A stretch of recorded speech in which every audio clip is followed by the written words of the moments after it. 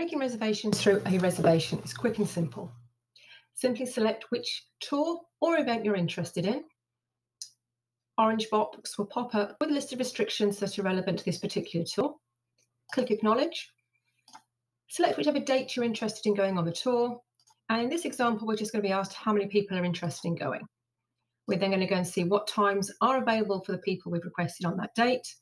And it's going to show us how much for different times. We actually have a really cheap trip available in the morning, which is cheaper than the rest of the trips throughout the day. This is a really good way to try and push people to earlier trips in the day, or to be able to charge a premium for those later in the day. So I'm going to go through and ask you to enter your name, email address,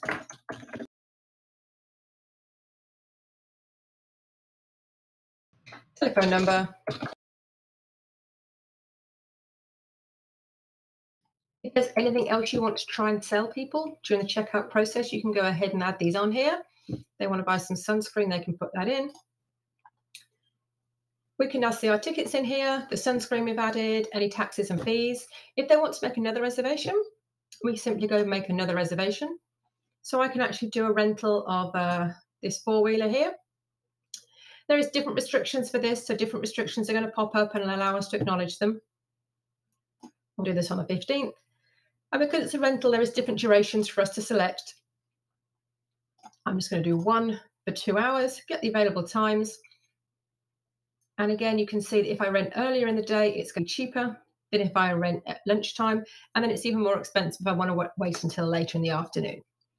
So I'm going to again pick the early time. It already knows my contact details because it knows that I'm the same person that's shopping. I don't need anything else adding this time.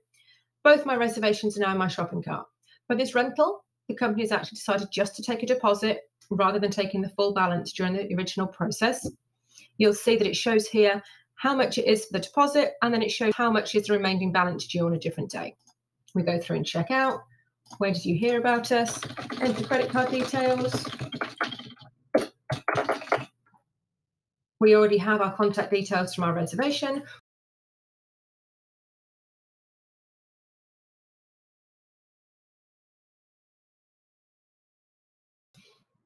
And process payment.